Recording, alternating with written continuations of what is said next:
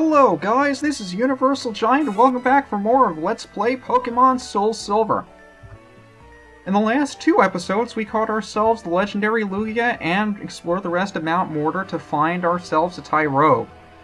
Today, we're going to be heading east from our hometown of New Bark and heading towards the Pokémon League. I am so excited for this. I imagine you guys are too, but it doesn't matter whether or not you're excited. I'm excited, and that's all I care about. Isn't it strange to hear excitement in my voice? Or maybe it's just me being a little bit too excited, or maybe I'm not actually excited and I'm just that terrible an actor. What? But as you can see, the guy told us we're in Kanto now. And we have new music and everything. Oh, the music here just makes me so pumped up for the end of the game, and I know I can count on... Oh, I can't count on two hands how many times I've said, music at this part of the game really pumps me up for the end, and I'm super excited. But here we are at Tojo Falls. And this is the area that we needed Waterfall to get through. Although, we would have had to pick it up either way because it's required. And there are some Pokemon in here. I don't think anything in here is anything we haven't seen before. So I should probably put up a Super Repel to keep them away from me. There are a couple of cool things we can find in here anyway. But I stocked up on some more Super Repels too, so we're not going to have to worry about them. I do feel a little bit weird that the awesome music cut out. But you see how there's land beneath this waterfall, as in the waterfall is not up against a wall or something, it's just a wall of water coming down in front of the path there. We can still surf up it just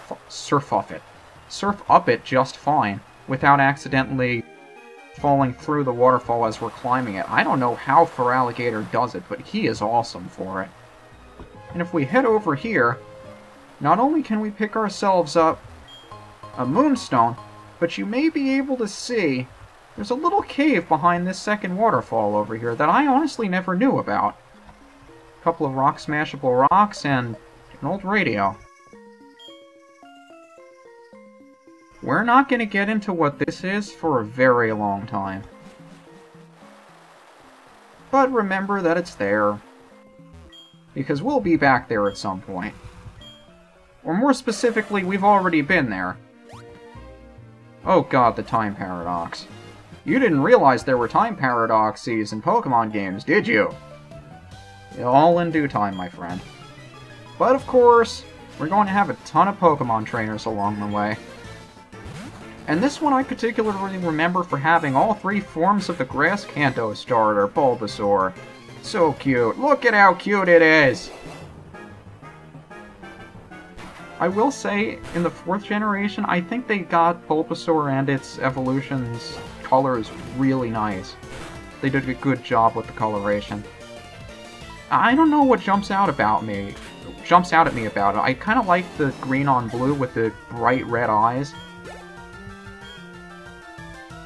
But yeah, she's got a Bulbasaur, an Ivysaur, and a Venusaur, but we'll see that once we take out her Ivysaur. And just to switch it up a bit, I'll be using a different guy for each one. But what I really like about making the decision to have Waterfall on Feraligatr is that, why are these things coming so close to but not killing? Gosh darn it! Why do you have to be such a pain? Okay, you know what would really piss me off? I'm going to send Lupus in to take out her Venusaur, and if it survives a charcoal-boosted Fire Blast, I will flip a table.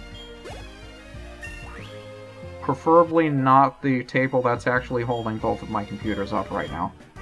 But now that we're at level 36, Klaus actually wants to learn a more powerful psychic move!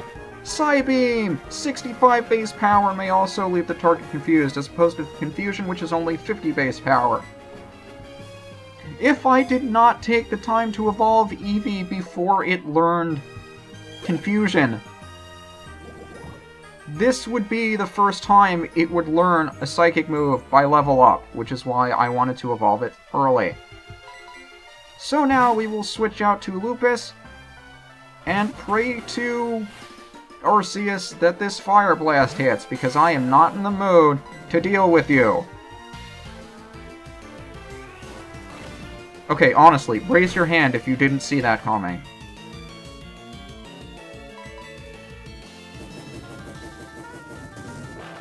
Oh my luck.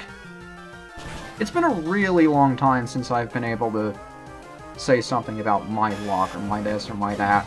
I kind of like to talk about luck in terms of probabilities, instead of just something that happens or something you can be superstitious over. But I'm just as superstitious as the next guy, I promise you. And you're still poisoned. I forgot you were poisoned. That's not very nice of me, is it? But I love the music here. In this house, we'll find an old lady, and she has a TM for us. If our Pokemon trust us enough, of course. But come on, Duster's loved us since the day we caught him. And from her, we'll get TM37, Sandstorm. It deals 1/16 of Pokemon's max HP at the end of each turn if it is not of the ground, rock, or steel type. And it also boosts the special defense of rock types as well. So let's keep going on our way here. I assume Duster is still okay on health. I actually haven't checked anybody's health since the fight. But there's grass up there. Now, there are a couple of things in here, like that Pokeball down there, which I believe is a TM, that we're going to be passing on for this point, because I didn't take the time to bring somebody that knows Whirlpool. And there's another TM we'll pick up at the very end of our journey through this route that we need Rock Smash for, but obviously I don't have anybody who can use Rock Smash right now. We'll be back for both of those things later. And who do I want to send in against Krakow? I called your Magneton Krakow instead of mine. I'm generally confusing myself today. But again, I don't worry about my physical defense being dropped because Magneton is a special attacker, so anything you could reasonably do to me in terms of damage is not going to be affected by Screech. But that's the thing about raising your own Pokemon and having to face mirrored versions of them. You know all the ins and outs, the ups and downs, their strengths and weaknesses. And Quagsire, the evolved form of Wooper. Haven't seen this one before, have we? Water ground type. It's been a long time since we've seen anything from the Wooper family. Of course, being a water and ground type, its only weakness is 4 times weakness to grass. And I don't have any grass moves. So we'll just brute force it. But there's a TM we're also going to be picking up on this journey. Earthquake! Very strong ground type move.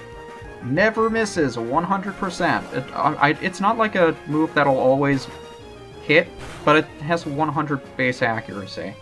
And you lift another strength. How strong is this thing? I didn't realize how bulky Quagsire was.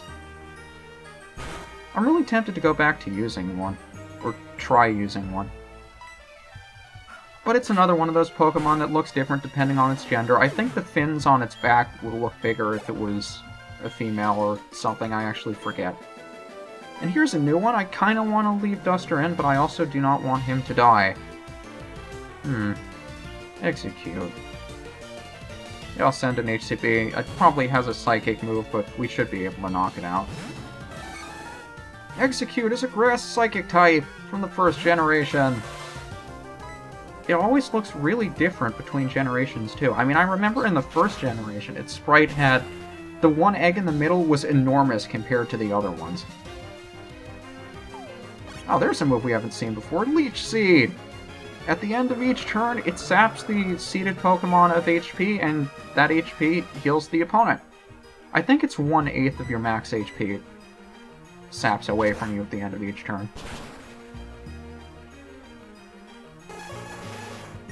Really good for stalling, but generally only known by grass types, and I don't have any, so we're just not going to see it. And I suppose Huey! We're finally getting calls from people! How you doing, Huey? I'm doing cool. How's your Poliwhirl? I'm not surprised. So I'll do a little off-screen healing. There's no reason for me not to keep these guys at full health if I have the berries for it. And there are a couple of interesting Pokemon we can run into on these routes as well. But I figure I might as well let my Repel run out before we start searching for them. I'd like to say that some of the Pokemon that we can find in the grass around here we haven't been able to access before, but we might have in the Safari Zone. And you have a level 35 Mareep, really? I know for a fact, if I use a physical move on this thing, Duster is going to get paralyzed by static. And because I said that, he won't be. And because I said that, he will be. And because I said that, he won't be. And because I said that, he will be. Duck season, rapid season, duck season, rapid season. Static. No? Oh well. I'm okay with that. I'm also okay with having Duster out in the lead, since ever since I started saying, you know what, maybe I have been overusing Duster, I don't think I've used him at all, so screw it, I'm using Duster now. And there's the Whirlpool that we would be able to cross if we had somebody that knows Whirlpool, and I believe there's also... I want to say there's something else we can do down there, but that should lead us to the TM that we're skipping. Here's one of the most situational items in the game, Destiny Knot. If your Pokemon is holding this, and it becomes infatuated, the foe does too. Okay, so it's not the most situational item in the game, but very similar. And I was about to say we haven't run into anything because I thought we stopped to pick up the item. But there's a Quagsire. We can catch one of these in the wild now if we want to, but I don't, so I'll just pass on it. Bye, Quagsire. And a revive over here. How you doing, by the way, Duster? You like being out and about? Yeah, I love the kind of dedication and focus your Pokemon show when you talk to them on this route. I'm thinking you can't read my mind. That too. If you ever want to look like a complete idiot by pretending to be a psychic, you can say, I know what you think. And they'll ask, no you don't. And I'll say, sure I do. You don't think I can read your mind. And then everyone in the room will facepalm and you'll look like a complete idiot. You're welcome. But it's also nice how these guys have some really powerful Pokemon. I guess I'm kind of stating the obvious here, because you should come to expect that, since we're going towards the Pokemon League, and it's about time we face down some endgamey trainers. I don't know, I just really like the challenge, in the same way I've praised the rival fights in the game, where you're exposed to a number of different types of Pokemon that maybe you haven't been exposed to earlier. And it gives you the opportunity to switch into a number of different Pokemon and just measure up your own strength, see how you match up against types of Pokemon that maybe you aren't exposed to too often. But Giraffarig, I remember you because I misclassified your type, because I thought you were a ghost type. Silly me. I want to say its only weakness is Dark, and that may be true. Oh, no, I take that back. It's also weak to Bug, because it's part Psychic type. And that's another type matchup that most people don't really understand. Why is Psychic weak to Bug? But for the same reason I argued that it's difficult to, or if you focus on Poison and whittling down your opponent from the inside, like if you're a Poison type, you'd be more susceptible to Mental type attacks since you have that poison creeping around in your body. Similar to how Bugs would distract somebody from performing a Mental-based attack, which is why I think it does make sense for Psychic to be weak to Bug, but that's just me. What doesn't make sense is why Fire is weak to Water. Seriously, what is up with that? Oh, you can tell when somebody's run out of commentary when they say the most stupid shit you've ever heard. But some people find that to be funny. I'm not one of them. In fact, there are very few things in this world that I find funny. And the things that I do find funny are not funny at all. And your Growlithe knows Flamethrower and it spouts it from its forehead. Or maybe that's from its nose. It's very difficult to tell sometimes. But yeah, at this point we're kind of seeing where Duster He's not as powerful as I've been making him out to be, although 2-hit KOing that Growlithe at the same level is nothing to sneeze about. I don't know, he is kind of showing his weaknesses a little bit, but I'm sticking with him because I like Duster. And before we actually take on the Pokemon League, I would like to give him at least 1 or 2 moves that would make him more useful. And I'd also like Krako to reach a specific level where he learns a stronger Electric-type move. I want to say it's at level 40, but I'm not 100% on that. Otherwise, I would have taken the time to give him Thunderbolt. Because I still have those... How many coins did I rack up in the game corner? Like 10,000 or something? And I still haven't spent any of them, so I kind of want to. And yeah, go with Flash Cannon. I want to say it will still do more than a boosted Charge Beam, but doesn't necessarily matter. We should be able to OHKO it anyway. But I'm definitely thinking about my movesets for the Pokemon League. And she'll give us her phone number. There are people who give us their phone number here too. Unfortunately, they're really freaking far out of the way. So I don't know if I'll ever come back to challenge you. And I believe over there leads us to a new route. Does it? I kind of don't want to trigger... Yep, Route 26. So I'd say this is probably a good place to end off the episode. I'll go heal these guys up. And next time, we'll continue on our way forward up Route 26. This is UniversalGiant, and I'll meet you here then.